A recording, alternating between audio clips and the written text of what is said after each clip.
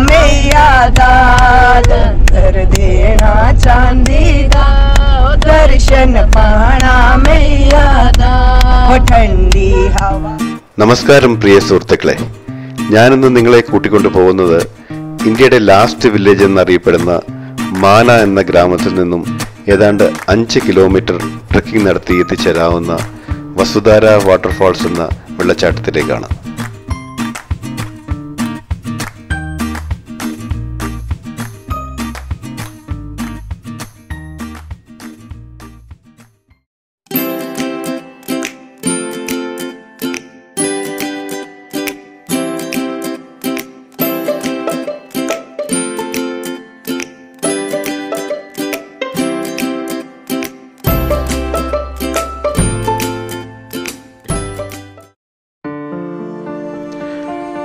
ബദ്രീനാഥ് ക്ഷേത്രം കണ്ടു കഴിഞ്ഞിട്ട് ഇന്ത്യയുടെ ലാസ്റ്റ് വില്ലേജ് എന്നറിയപ്പെടുന്ന മാന എന്ന സ്ഥലത്തേക്കും അവിടെ നിന്നും വസുധാര ഫാൾസിലേക്കുമാണ് ഞങ്ങളുടെ ഇന്നത്തെ യാത്ര.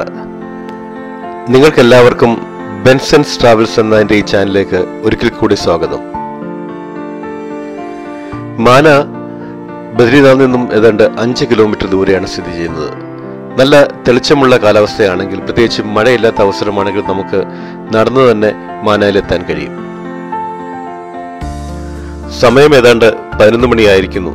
മാത്രമല്ല, ഞങ്ങൾക്ക് മാനായിൽ നിന്നും വസുധാര ഫാൾസിലേക്കും പോകണം. അതുകൊണ്ട് ഒരു ടാക്സി ഹയർ ചെയ്യാൻ ഞങ്ങൾ തീരുമാനിച്ചു. 300 മുതൽ 400 രൂപ വരെ ചാർജാണ് ബദ്രീനാഥിൽ നിന്നും മാനയിലേക്ക് ടാക്സിക്കാർ എടുക്കുന്നത്. 2018 മാന വില്ലേജ് വിസിറ്റ് ചെയ്തപ്പോൾ ഇത് ഇന്ത്യയുടെ ലാസ്റ്റ് വില്ലേജ് എന്നായിരുന്നു അറിയപ്പെട്ടിരുന്നത്. എന്നാൽ ഈ അടുത്ത കാലത്ത് മാനയെ ഇന്ത്യയുടെ ഫസ്റ്റ് വില്ലേജായി പ്രഖ്യാപിച്ചിരിക്കുന്നു. അതുകൊണ്ട് ബോർഡുകളൊക്കെ ഇന്ത്യയുടെ ഫസ്റ്റ് വില്ലേജായ മാനയിലേക്ക് സ്വാഗതം എന്നാക്കിയിട്ടുണ്ട്. പഞ്ചപാണ്ഡവന്മാരും ദ്രൗപദിയും സ്വർഗാരോഹണം ചെയ്യാൻ പോയത് മാന വഴിയാണെന്ന് വിശ്വസിക്കുന്നു.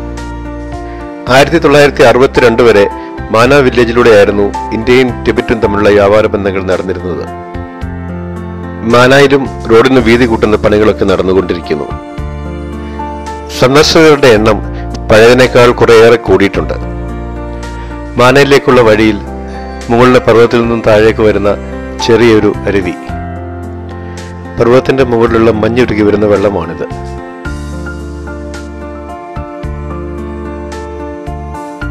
മാനായിൽ ഇപ്പോൾ ഒരു 100 വണ്ടികൾക്കടുത്ത് പാർക്ക് ചെയ്യാനുള്ള പാർക്കിംഗ് സൗകര്യം ഒരുക്കിയിട്ടുണ്ട്.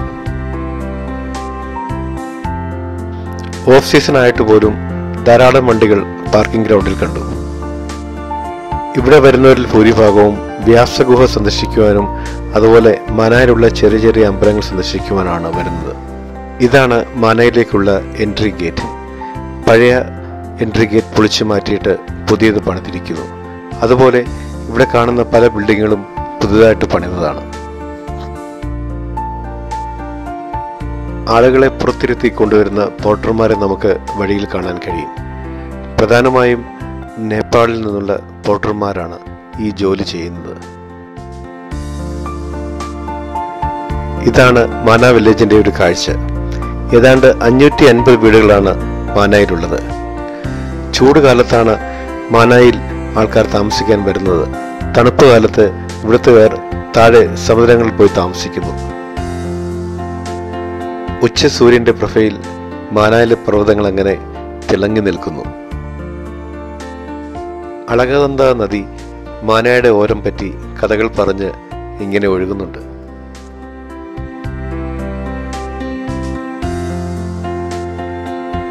മാനായിൽ ചരക്കുകൾ കൊണ്ടുപോകാനും മറ്റും കോവർ കഴുതകളെയാണ് ഉപയോഗിക്കുന്നത്. ഏതാണ്ട് 40 വർഷം ജീവിച്ചിരിക്കുന്ന കോവർ കഴുതകൾക്ക് ഇന്നത്തെ കാലത്ത് ഏതാണ്ട് 50,000 രൂപ അടുത്ത് വിലയുണ്ട്.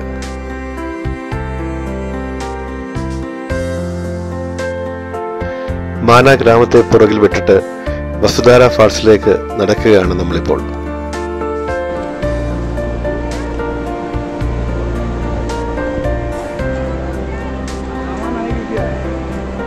കുറച്ച് താഴെ ഒഴുകുന്ന അളകനന്ദയുടെ ശബ്ദം നമുക്ക് കേൾക്കാം. പിട്ടു എന്ന വിളിപ്പേരുള്ള ബാസ്ക്കറ്റുമായി കസ്റ്റമേഴ്സിനെ വെയിറ്റ് ചെയ്യുന്ന നേപ്പാളി പോർട്ടേഴ്സിനെ വിട്ടിട്ട് ഞങ്ങൾ മുന്നോട്ട് നടന്നു.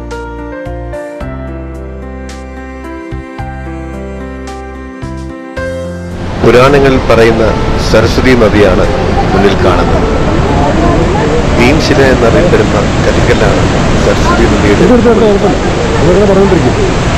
സ്വർഗാരോഹണ സമയത്ത് ദ്രൗപദിക്ക് സരസ്വതി നദി കുറെ കടക്കുവാൻ പ്രയാസമായപ്പോൾ ഭീമനാണ് ഈ കല്ലുകൾ അവിടെ കൊണ്ടുവച്ചതെന്നാണ് ഐതിഹ്യം. സരസ്വതി നദിയുടെ തീരത്ത് ഒരു പുതിയ അമ്പലം അങ്ങനെ ഉയർന്നു വരുന്നുണ്ട്. സരസ്വതി നദി കുറച്ചൊഴുകിയിട്ട് താഴെ ചെന്ന് അളകനന്ദയോട് ചേർന്നാണ് പിന്നീട് ഒഴുകുന്നത്.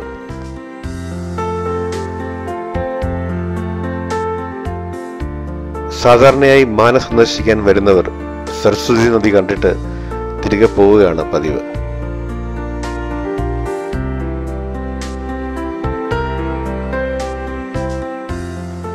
ഇവിടെയുള്ള സ്നാക്സ് വിൽക്കുന്ന കടകളിലൊക്കെ ഇന്ത്യയുടെ ആദ്യത്തെ ചായക്കട എന്നൊക്കെ എഴുതി വെച്ചിട്ടുണ്ട്. നേരത്തെ ഇത് അവസാനത്തെ ചായക്കട എന്നായിരുന്നു.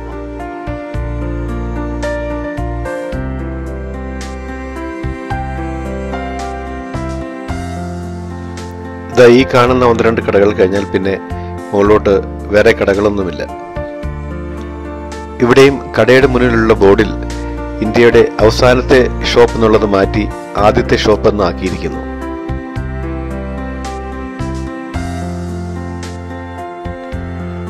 ഈ ചായക്കടയിൽ പലതരത്തിലുള്ള പക്കോടകൾ വിൽപ്പനയ്ക്ക് വെച്ചിരിക്കുന്നു. വയറിന് പ്രശ്നമുണ്ടാകുമെന്നൊരു ചെറിയ പേടിയുള്ളത് കൊണ്ട് ഞാനിതൊന്നും വാങ്ങി കഴിച്ചില്ല. പക്കോടക്കാരനെ പുറകിൽ വിട്ടിട്ട് ഞങ്ങൾ വസുന്ധര ഫാൾസിന്റെ വഴിയിലേക്ക് നടന്നു തുടങ്ങി. എന്റെ സഹയാത്രികൻ വിൽസന്റും കവാടം കഴിഞ്ഞ് എത്തിയിരിക്കുന്നു. ഞങ്ങൾ ഒരുമിച്ചാണ് ഇനി മുന്നോട്ട് പോകുന്നത്. മാനം മുട്ട് വളർന്നു നിൽക്കുന്ന പർവ്വതങ്ങളാണ് ഞങ്ങളെ വഴിയിൽ സ്വീകരിച്ചത്. കുറേയേറെ പർവ്വതങ്ങൾ ഞങ്ങൾക്ക് കയറി ഇറങ്ങേണ്ടി വരും വസുന്ധര ഫാൾസിലെത്താൻ. ഏതാണ്ട് 3 മണിക്കൂറിനടുത്ത് സമയമെടുക്കും നമുക്ക് മാനായിൽ നിന്നും വസുന്ധര ഫാൾസിലെത്തുവാൻ. മോഡറേറ്റ് എന്ന് വിശേഷിപ്പിക്കാവുന്ന ട്രക്കിംഗ് ആണ് വസുന്ധര ഫാൾസിലേക്കുള്ളത്. ട്രക്കിങ്ങിന്റെ ആദ്യ ഭാഗമൊക്കെ കല്ലും സിമെന്റും ഇട്ട് ഉറപ്പിച്ചിരിക്കുന്നു. നമ്മളിപ്പോ ട്രക്കിങ്ങിന്റെ 1 കിലോമീറ്റർ ദൂരം പിന്നിട്ടിരിക്കുന്നു. ഇനിയും 4 കിലോമീറ്ററോടെ പോകാനുണ്ട്. ഓരോ സ്റ്റെപ്പ് ചവിട്ടുമ്പോഴും മുന്നിട്ടുള്ള കയറ്റം പ്രയാസമായിട്ട് വരുന്നു. പ്രകൃതി കനിഞ്ഞനുഗ്രഹിച്ച സ്ഥലമാണ് ഉത്തരാഖണ്ഡ്. ഇവിടുത്തെ ഓരോ പർവ്വതങ്ങളും ഗ്രാമങ്ങളും അതീവ സുന്ദരങ്ങളാണ്. ഇവിടേക്ക് ഓക്സിജൻ ലെവൽ കുറവായതുകൊണ്ട് ഇവിടുത്തെ കാലാവസ്ഥയുമായി പൊരുത്തപ്പെട്ടതിന് ശേഷം മാത്രമേ ട്രക്കിങ്ങിന് വേണ്ടി ഇറങ്ങാവൂ. ശ്രദ്ധിച്ചില്ലെങ്കിൽ സീഷറും ഹാർട്ട് അറ്റാക്കും ഒക്കെ വളരെ സാധാരണമാണ്. ഇങ്ങനെ ഇടയ്ക്കൊക്കെ റെസ്റ്റ് ചെയ്തിട്ട് വേണം മണ്ടയ്ക്കോട്ട് കയറാൻ, അല്ലെങ്കിൽ മിക്കവാറും നമ്മുടെ ശ്വാസം നിന്നു പോകും. പുറത്താൽ തണുപ്പുണ്ട്, പക്ഷെ നല്ല വെയിലുമാണ്. നമ്മൾ ക്ഷീണിക്കുകയും ചെയ്യും. കൈക്കും കാലിനൊക്കെ നല്ല കുഴപ്പം വരും. അപ്പോൾ പതുക്കെ സ്റ്റെപ്പ് വെച്ചിട്ട് നമ്മൾ ഈ മലകൾ കയറാൻ അറ്റംപ്റ്റ് ചെയ്യാവും. നമ്മൾ പ്രത്യേകിച്ചും പുറത്തുനിന്ന് വരുന്നവർക്ക്. ഇവിടുത്തുകാർക്ക് വളരെ ഈസിയാണ്, കാരണം അവരുടെ ലങ്സൊക്കെ ഈ പരിസ്ഥിതിയുമായി അഡ്ജസ്റ്റ് ആയതുകൊണ്ട് അവർക്ക് എളുപ്പം കയറിപ്പോൾ. നമുക്കത് പറ്റില്ല. അതുകൊണ്ട് എപ്പോഴും ഓർക്കുക, മലകൾ കയറുമ്പോൾ നമ്മൾ മലകളിൽ താമസിക്കാത്തവരാണെങ്കിൽ വളരെ കെയർഫുള്ളായിട്ട് മല കയറാൻ ശ്രമിക്കുക. അതുപോലെ ഒരു വാക്കിംഗ് സ്റ്റിക്ക് ആയതുണ്ടെങ്കിൽ ശരിക്കും നമുക്ക് ബോഡി ബാലൻസ് ചെയ്യാം. കാലൊക്കെ തെറ്റിപ്പോകണമെങ്കിൽ ഈ വാക്കിംഗ് സ്റ്റിക്ക് കുത്തിയിട്ട് നമുക്ക് താഴെ വീഴാതെ രക്ഷപ്പെടാം. അതും ഇമ്പോർട്ടൻ്റ് ആണ്. നിങ്ങളുടെ അറിവിന് വേണ്ടി ഇത്രയും പറയുന്നേ ഉള്ളൂ. ചലോ, നമുക്ക് ഇനിയും ഒരു 3.5 കിലോമീറ്ററോളം പോകാനുണ്ട്. എളുപ്പം നടക്കാം. 3 മണിക്കൂർ എടുക്കുമെന്നാണ് പറയുന്നത്. ഞങ്ങളുടെ സ്പീഡ് വെച്ച് മിക്കവാറും സാധ്യതയുണ്ട്. അപ്പം മിക്കവാറും വസുന്ധര ഫാൾസ് വരെ എത്താനുള്ള സാധ്യത കുറവാണ്. അതുപോലെ നല്ല കയറ്റം ഇനി വരാൻ പോകുന്നതാണ് പറഞ്ഞത്. ചിലവരെ സി നമുക്ക് അങ്ങ് വരെ പോകാൻ പറ്റുമെന്ന്. ഒട്ടുപോലെ വെള്ളച്ചാട്ടം കാണുന്നുണ്ട് ഇവിടെ, കണ്ടില്ലേ? ഒട്ടുപോലെ അങ്ങ് വരെ നമുക്ക് പോകേണ്ടത്. നല്ല കയറ്റമാണ്, നിങ്ങൾക്ക് കാണാൻ പോകുന്നുണ്ടല്ലോ. അങ്ങ് വരെ പോകണം. നോക്കാം എത്രത്തോളം പോകാൻ കഴിയുമെന്ന്. ചിലപ്പം ഇടയ്ക്ക് വെച്ച് യാത്ര നിർത്തി തിരിച്ചു വരേണ്ടി വരും. നോക്കാം, നമുക്ക് എത്രത്തോളം ആവും അത്ര നടക്കാം. തിരിച്ചു വരുന്നൊരു പ്രയാസമില്ല, കാരണം മൊത്തം ഇറക്കമാണ്. ഇങ്ങോട്ട് പോകുന്നതാണ്. സിമെന്റ് ഇട്ട നടപ്പാതകൾക്ക് പകരം ഇപ്പോൾ കല്ലിട്ട നടപ്പാതയാണ്. സൂക്ഷിച്ച് ഈ വഴി നടക്കണം. ഇങ്ങനെയുള്ള യാത്രകൾ എപ്പോഴും ട്രക്കിംഗ് ഷൂസ് കരുതുന്നത് വളരെ നല്ലതായിരിക്കും. അല്ലെങ്കിൽ നമ്മുടെ ആംഗിളിനൊക്കെ പരിക്ക് പറ്റാൻ സാധ്യത ധാരാളമാണ്.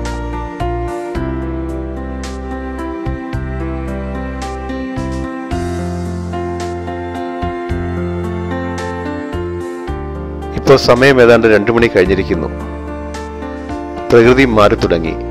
മേഘങ്ങളും മലകളും തമ്മിൽ എന്തോ സ്വകാര്യം പറയുന്നത് പോലെ.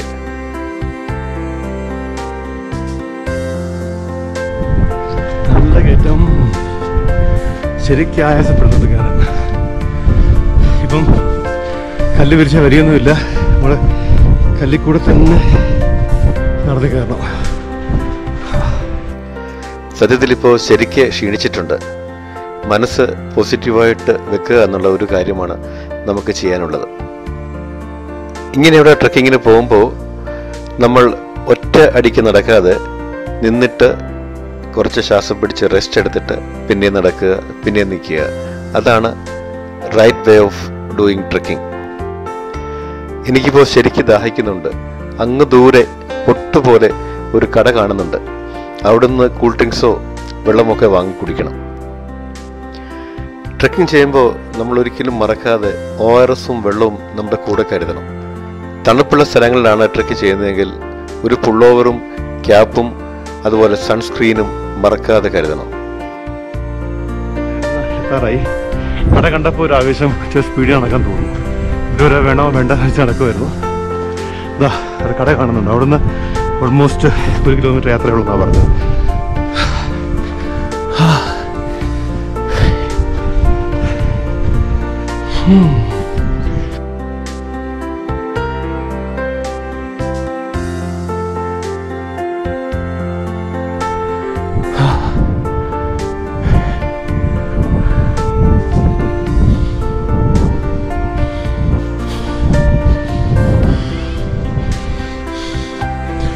ഹായ്,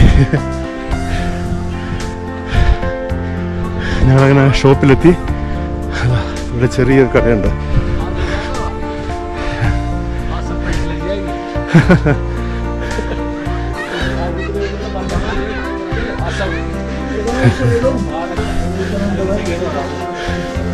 പയ്യെ പണിക്ക് പോയിട്ടില്ല. ഓൾമോസ്റ്റ് 50 രൂപയാണ് ഇവിടെ വെള്ളത്തിന്. ഇവിടത്തേക്ക് ദാഹിച്ചു. ഇവിടെ വില വലിയ കാര്യമല്ല, കാരണം അവർക്ക് ഇത് ഇവിടെ കൊണ്ടുവരാൻ തന്നെ എന്ത് പ്രയാസമായിരിക്കും. അപ്പോൾ 50 രൂപയ്ക്കുള്ള ഉപരി ദാഹിക്കുമ്പോൾ ഈ വെള്ളം കിട്ടുന്ന വലിയ കാര്യമാണ്.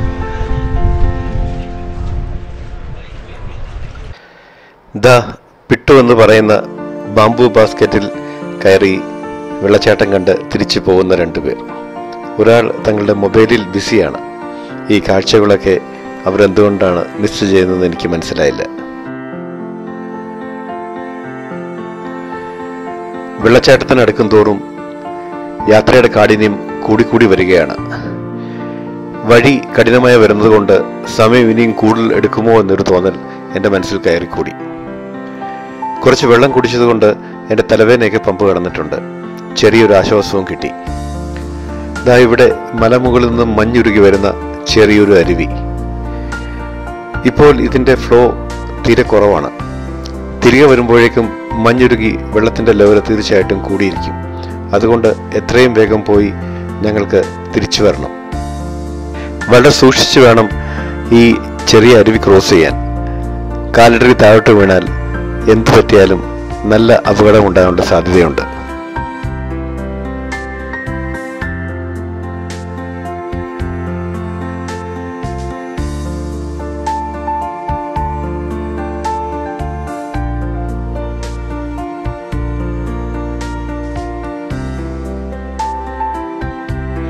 ഇടയ്ക്ക് കല്ല് വിരിച്ച വഴികൾ വീണ്ടും പ്രത്യക്ഷമായി. ഈ കഠിന യാത്രയ്ക്ക് ചെറിയൊരു ആശ്വാസം.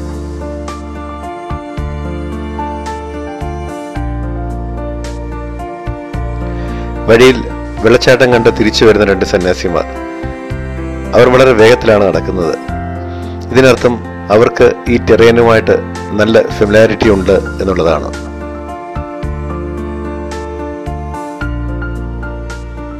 ദാ അങ്ങ് ദൂരെ പൊട്ടുപോലെ വാട്ടർഫാൾ ചെറുതായിട്ട് കാണാൻ കഴിയുന്നുണ്ട്. അതിൻ്റെ നേരെ ഓപ്പോസിറ്റിൽ ഒരു ചെറിയ ഗ്ലേഷ്യറാണ്. ചൂടുകാലമായതുകൊണ്ട് മഞ്ഞൊക്കെ ഒരുക്കിയിരിക്കുന്നു. വസുധാര വെള്ളച്ചാട്ടം ഒരു മരീചിക പോലെയാണെന്ന് ഇപ്പോൾ തോന്നുന്നു. അടുക്കും തോറും അത് അകന്നു പോകുന്ന പോലെ ഒരു തോന്നൽ.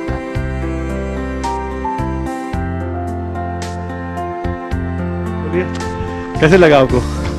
कहाँ से आ रहे हैं आप लोग?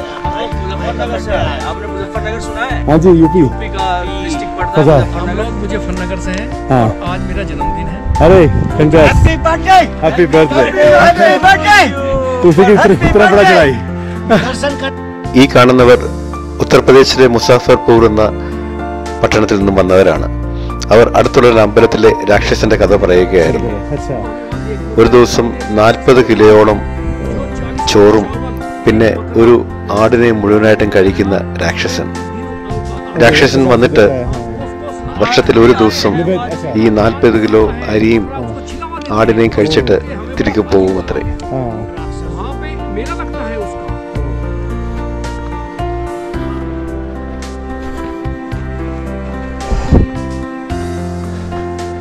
इतना आधा घंटा और आधा घंटा ये. हाँ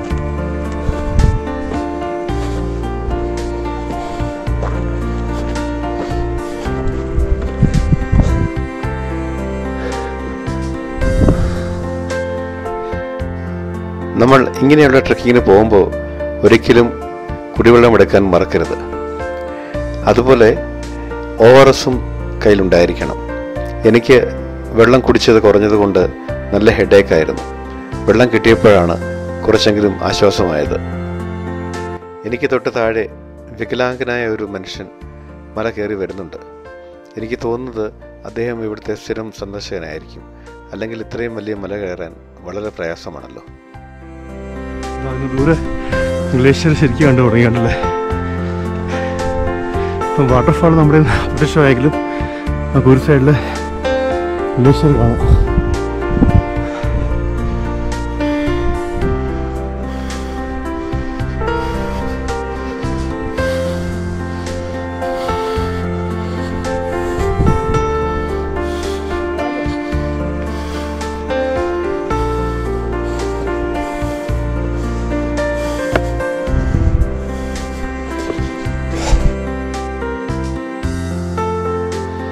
കുറച്ചു ദൂരെ ആട്ടിടന്മാരുടെ കുടിലുകൾ കാണുന്നുണ്ട്. കുറേയേറെ ആടുകൾ ഇവിടെ മേയാനുണ്ടായിരുന്നു. വേനൽക്കാലത്ത് ആടുകളുമായി വരുന്ന ഇവർ നല്ല തണുപ്പാകുമ്പോൾ ഈ സ്ഥലം വിട്ട് വേറെ സ്ഥലങ്ങളിലേക്ക് കുടിയേറും. ഒരു കുന്നിറങ്ങി കഴിഞ്ഞപ്പോഴേക്കും വെള്ളച്ചാട്ടം ഞങ്ങളുടെ മുമ്പിൽ പ്രത്യക്ഷപ്പെട്ടു. പക്ഷെ ഇപ്പോഴും അത് കുറേയേറെ ദൂരെയാണ്.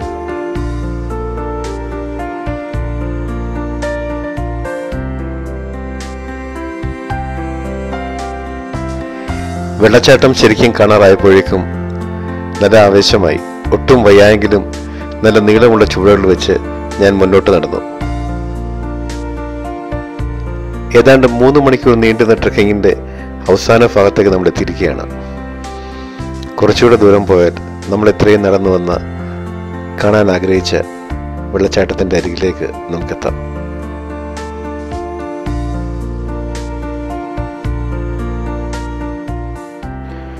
എന്ത് മനോഹരമായ ഒരു കാഴ്ചയാണ് ഈ വെള്ളച്ചാട്ടത്തിൻ്റെത്.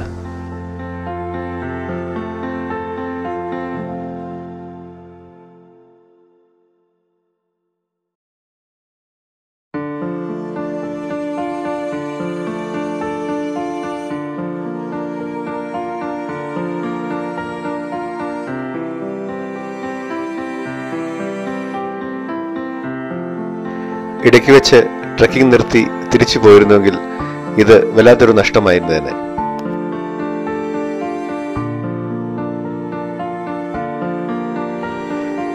അടിയാണ് വസുധാര ഫാൾസിന്റെ ഉയരം. പർവ്വതത്തിന്റെ മുകളിൽ ചെറുതായി സ്റ്റാർട്ട് ചെയ്യുന്ന ഈ വെള്ളച്ചാട്ടം താഴെ എത്തുമ്പോഴേക്കും കുറേയേറെ ഏരിയ കവർ ചെയ്യുന്നുണ്ട്.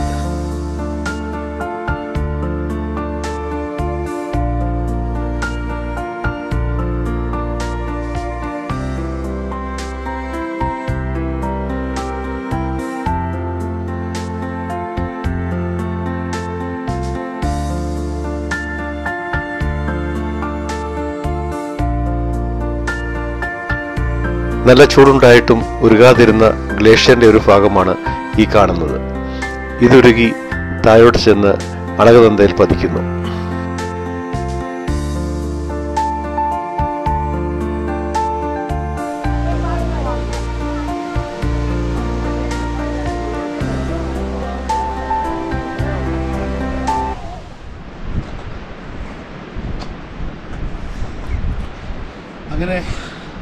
അങ്ങനെ ഞങ്ങൾ വളരെ വിജയകരമായിട്ട് വസുധാര ഫാൾസിൽ പോയിട്ട് തിരിച്ചു വരുന്ന വഴിയാണ്. ഇപ്പോൾ ഓൾമോസ്റ്റ് ഒരു 2 മണിക്കൂറായി തിരിച്ചു നടക്കാൻ തുടങ്ങിയിട്ട്. പോകുന്ന പോലെ തന്നെ ടഫാണ് തിരിച്ചു നടക്കുന്നത്. കാരണം അതുപോലെ കുത്തനെയുള്ള ഇറക്കങ്ങളാണ്. നമ്മൾ വിചാരിക്കുന്നത് നമുക്ക് എളുപ്പം ഇറങ്ങി വരാമെന്ന് ഒരിക്കലും പറ്റത്തില്ല. വളരെ സൂക്ഷിച്ച് നടക്കണം. കാരണം ഈ കല്ല് നേരത്തെ പറഞ്ഞ പോലെ ഭയങ്കര ഡേഞ്ചറസാണ്. അപ്പോൾ നിങ്ങൾ ബദ്രീനാഥും മാനയും പ്ലാൻ ചെയ്യുകയാണെങ്കിൽ ആദ്യം വസുധാര ഫാൾസിൽ പോയിട്ട് തിരിച്ചു പോകുമ്പം ബദ്രീനാഥിൽ പോകുക. അല്ലെങ്കിൽ താമസിച്ചു പോവും. സന്ധ്യയായാലും ഇങ്ങോട്ട് നമുക്ക് പോയിട്ട് കുറ്റാക്കുള്ളിട്ടാണ് ഒന്നും കാണാനും കഴിയില്ല. Okay, so this is Benson signing off. Bye bye.